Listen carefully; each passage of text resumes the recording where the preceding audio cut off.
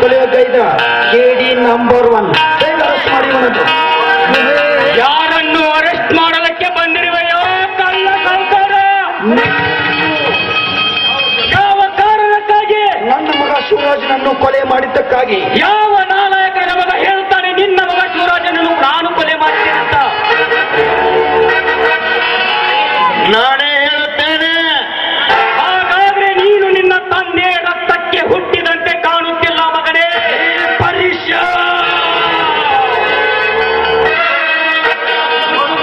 ಮುಖ್ಯವಾಗಿ ಆಸ್ತಿ ಆಸೆಗಾಗಿ ಹೆತ್ತ ಮಗನನ್ನೇ ಕೊಲೆ ಮಾಡಿದ ಮೂರ್ಖ ನೀನು. ಅಂತ ಒಟ್ಟು ವೇಷಧಾರಿಯಾಗಿ ಈ ಕಂದ ಕದನ ಜೀವನವನ್ನೇ ಮಟುಕುಗೊಳಿಸಿ ಕೆಟ್ಟ ಪರಶುರಾಮನ ಮೇಲೆ ಅಪವಾದ ಹೊರಿಸಿ ನನ್ನನ್ನು ಅರೆಸ್ಟ್ ಮಾಡಲಿಕ್ಕೆ ಬಂದಿರುವೆಯಲ್ಲ. ಈಗ ಸತ್ಯ ಬದಲದಿದ್ದರೆ ಈ ಶಿವರಾಜನ ಅಂತಿಮತೆ ನಿನ್ನ ಅಂತಿಮದ ಜಾತ್ರೆ ಹರಡುವುದು ಜ್ಞಾನಪಿರಲಿ ಮಗನೇ. ಏನು ಇನ್ಸ್ಪೆಕ್ಟರ್, ಭಾಗದ ಒಬ್ಬ ಲ್ಯಾಂಡ್ ಲಾರ್ಡ್ ವ್ಯಕ್ತಿಗೆ ಆರೋಪಿ ಈ ರೀತಿ ಉದ್ದಟತನದಿಂದ ಮಾತನಾಡಿದ್ದು ಕೇಳಿಸ್ತಾ ಹಾಗೆ ಸುಮ್ಮನಿಂತೀಯಲ್ಲ?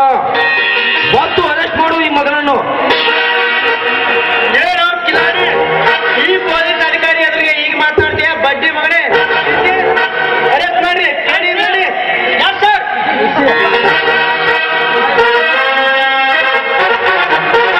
ಸಾಯಿಬರಿ, ನನ್ನ ತಮ್ಮನ ಕೆಲಸ ಮಾಡ್ತೀವಿ. ನಿನ್ನ ತಮ್ಮ ಏನ್ ಮಾಡಿದ್ದಾನ? ಎಲ್ಲ ಆಸ್ತಿ ತಾನೇ ಹೊಡ್ಕೋಬೇಕಂತ ನನ್ನ ಮಗ ಶಿವರಾಜನನ್ನು ಕೊಲೆ ಮಾಡಿದ್ದಾನೆ. ಶ್ರೀಮಂತರೇ, ನನ್ನ ತಮ್ಮ ಕೊಲೆ ಮಾಡಿಲ್ಲ. ಇದರೇನೋ ಮೋಸರಕವಾಗಿದೆ. ತಮ್ಮ, ಈ ಸೌಕರ್ಯ ಹೇಳೋ ಮಾತು ಸತ್ಯಗಳ ತಮ್ಮ, ಬೇಗ ಹೇಳು. ಅಣ್ಣ, ಕಿತ್ತೂರ ರಾಣಿ ಚೆನ್ನಮ್ಮನ ರಾಜ್ಯ ಸ್ವತಂತ್ರವಾಗಬೇಕು. ಇಡೀ ಎಲ್ಲ ಕನ್ನಡಿಗರು ಏಕದಂತಾಗಬೇಕು. ಕೈಯಲ್ಲಿ ಕತ್ತಿ ಹಿಡಿದು ಹೋರಾಡಿದ ಸಂಗೊಳ್ಳಿ ರಾಯಣ್ಣನ್ನು ಮೋಸದಿಂದ ಜೈಲಿಗೆ ಕಳಿಸಿದ ಮಲ್ಲಪ್ಪ ಶೆಟ್ಟಿ ಕುಲಾನಾಯ್ಡು ಅಂದಾಗ ಈ ಪರಶುರಾಮನು ಜೈಲಿಗೆ ಕಳಿಸಲು ಯಾವ ದೊಡ್ಡ ಮಾತನ್ನ? ನ್ಯಾಯ ದೇವತೆ ತನ್ನ ಕಣ್ಣಿಗೆ ಕಪ್ಪು ಬಟ್ಟೆ ಕಟ್ಟಿಕೊಂಡಾಗ ಯಾವುದು ಸತ್ಯ ಯಾವುದು ಸುಳ್ಳಂತ ಏನು ಹೇಳಲಣ್ಣ? ಹೌದಪ್ಪ, ಹೌದು ಸರ್. ನಿನ್ನ ತಮ್ಮ ಕೊಲೆ ಮಾಡಿಲ್ಲ, ಅವರನ್ನು ಬಿಟ್ಟು ಬಿಡಿಸಿ ಮಾಡ್ತಾರೆ. ನಿಮ್ಮ ಕಾಲಿಗೆ ಬಿಟ್ಟು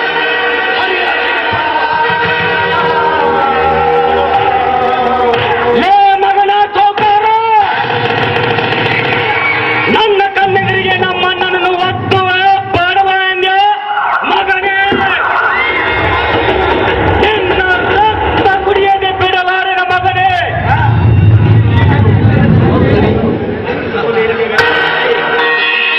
ನಿನಗೂ ಸಹ ಗತಿ ಇಲ್ಲದೆ ಲಾಕಪ್ನಲ್ಲಿ ಸಾಯಲು ಹೊರಟ ನಿನಗೆ ಎಲ್ಲಿಂದ ಬರಬೇಕು? ನನ್ನ ರಕ್ತ ಕುಡಿಯುವ ತಾಕತ್ತು ಗಂಡನೆಂದು ಹೇಳಿಕೊಳ್ಳುವ ಗಂಡಶೇ ನೀನಾಗಿದ್ರೆ ಮರಳಿ ಜೈಲಿನಿಂದ ಬಂದು ನೋಡಿಕೊಳ್ಳು. ಸಹಕಾರ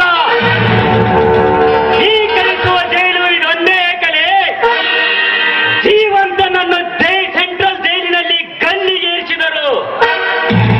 ನನ್ನ ಹಿಂದೆ ಇರುವ ಶಿವರಾಯನ ಆಶೀರ್ವಾದ ನನ್ನ ತಲೆ ಮೇಲಿದ್ದರೆ ಆ ಜೈಲನ್ನು ಒತ್ತು ಮುರಿದು ಬಂದು ನಿನ್ನನ್ನು ಹರಕೆ ಕೋಣದಂತೆ ಓಡಾಡಿಸಿ ಕಡಿದು ಹಾಕಿ ಪುಟದ ಹೊರಬರುವ ನಿನ್ನ ರಕ್ತದಿಂದ ಈ ಕನ್ನಡ ನಾಡಿನ ತಾಯಿಯರ ಪಾದ ತೊಳೆಯದಿದ್ದರೆ ನಾನು ಪರಶುರಾಮನೇ ಅಲ್ಲ.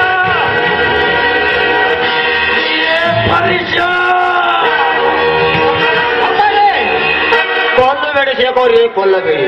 ನಿಮ್ಮ ಹಣದವರನ್ನು ಓದಿಸಿ ದೊಡ್ಡವನಾಗಿ ಮಾಡ್ತೀನಿ. ನಿಮಗೆ ಕೈ ಮುಗಿಸಿ ಕೇಳಿಕೊಳ್ಳೆ. ಅಣ್ಣ, ಆಸ್ತಿ ಆಶೆಗಾಗಿ 20 ವರ್ಷಗಳಿಂದಲೇ ಹೊಂಚು ಹಾಕಿಕೊಂಡು ಹೆತ್ತ ಮಗನನ್ನೇ ಕೊಲೆ ಮಾಡಿದ ಕಟುಕನನ್ನ ಇವನು. ಇವನು ಕಲಿ ಬೀಬೇಡ ನಾ ಸರಿ ಇಲ್ಲಕ್ಕೆ. ಇವನ ಪಾದದ ಹೊರೆ ನನ್ನ ಮೇಲಿರುವುದನ್ನ ತಮ್ಮ ಆಸ್ಪತ್ರೆಯಲ್ಲಿ ಮಗನೊಂದಿಗೆ ನೀನು ಹತ್ತಿಗೆ ಕಳೆದುಕೊಂಡು ಈಗ ನಿನ್ನ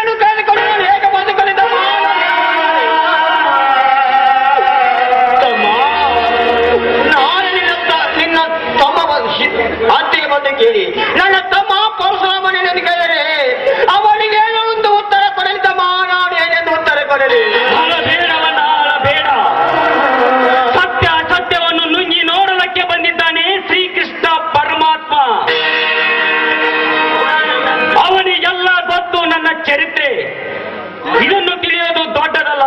ಆದರೆ ಒಂದು ಮಾತನ್ನ ಯಾವ ಮಾತು ಹೇಳುತ್ತಮ್ಮ ಹೇಳು. ಇದೇ ಶ್ರೀಮಂತ ಮಗಳ ಪಲ್ಲವಿ ಕೊರಳಿಗೆ ತಾಳಿ ಕಟ್ಟಿ ಮಡದಿಯನ್ನಾಗಿ ಸ್ವೀಕರಿಸಿದ್ದೇನೆ. ಅವಳು ಇವತ್ತೇ ನಮ್ಮನೆಗೆ ಸಸಿಯಾಗಿ ಬರುತ್ತಿದ್ದಾಳೆ. ಅವಳನ್ನು ನಿನ್ನ ಹೆತ್ತ ಮಗಳಂತೆ ನೋಡಿಕೋ ಅಣ್ಣ. ಈ ಮಾತನ್ನು ಚಾಚು ತಪ್ಪದೆ ನಡೆಸಿಕೊಡ್ತೀರಪ್ಪ. ನಿನ್ನ ಸಂತೋಷವೇ ನನ್ನ ಸಂತೋಷ. ಯಾರ ಮಾತು ಕೇಳಿ ನನ್ನ ಮಗಳ ಕುತ್ತಿಗೆಗೆ ತಾಳಿ ಕಟ್ಟಿದೆಯೋ ಬಡವ, ಅದನ್ನು ನಿನ್ನ ಮಗಳನ್ನೇ ಕೇಳಿಕೋ ಮಗನೇ. ನಾನು ನಿನ್ನ ಕತೆ ಮುಗಿಸದೆ ಬಿಡಲಾರೆ.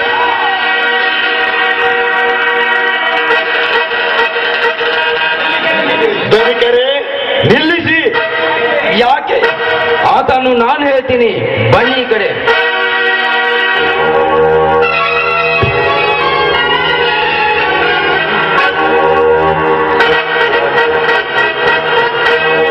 Good, very good. ಇವನ ಮಾತಿನಂತೆ ನನ್ನ ಮಗಳು ಇವನ ಮನೆ ಪ್ರವೇಶ ಮಾಡಲೇಬೇಕು. ಅಂದಾಗ ನನ್ನ ಕಾರ್ಯ ಸಾಧಿಸುತ್ತದೆ. ಹಾ ಇನ್ಸ್ಪೆಕ್ಟರ್, ಏನು ಹಾಗೆ ನೋಡ್ತಾ ಇದ್ದೀರಿ? ಬೇಗ ಎಳೆದುಕೊಯ್ರಿ ಇವನನ್ನು. ಹಾಗಂತ ಇನ್ಸ್ಪೆಕ್ಟರ್ಗೆ 1 ಲಕ್ಷ ಹಣನ ಬಿಸಾಕಿ.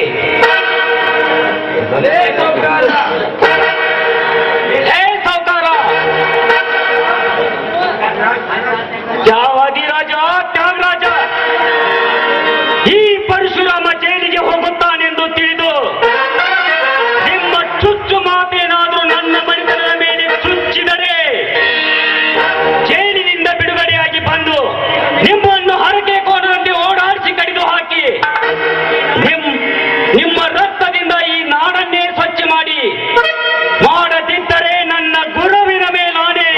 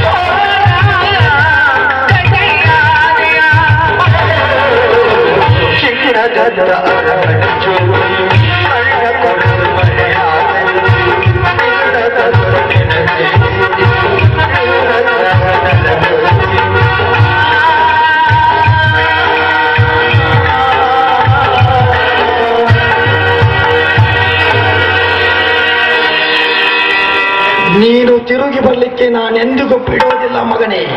ನಾನು ಆಗ್ಲೇ ಹೇಳಿಲ್ವಾ, ಹಾಗಂತ ಇನ್ಸ್ಪೆಕ್ಟರ್ಗೆ 1 ಲಕ್ಷನೋ 2 ಲಕ್ಷನೋ ಬಿಸಾಕ್ಬಿಡಿ ಅಂತ. ಎಲ್ಲ ಯಾಕೆ? ಅವನು ಲಾಕಪ್ ನಲ್ಲಿ ಡೆತ್ ಆಗ್ಬೇಕು. ಅದಕ್ಕೆ ಇನ್ನೊಂದು 1 ಲಕ್ಷ ಹಣ ತೆಗೆದುಕೊಳ್ಳಬೇಕು. ಇದು ತ್ರಿಮೂರ್ತಿಗಳು ಮಾಡಿದ ಸಂಚು.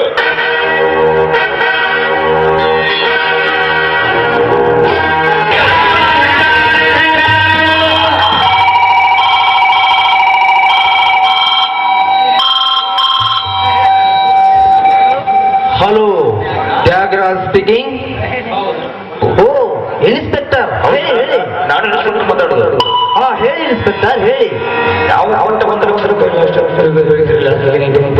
ಇನ್ಸ್ಪೆಕ್ಟರ್, ನಾವು ನಿಮಗೆ 1 ಲಕ್ಷ ಹಣ ಕೊಟ್ಟಿದ್ದು ಲಾ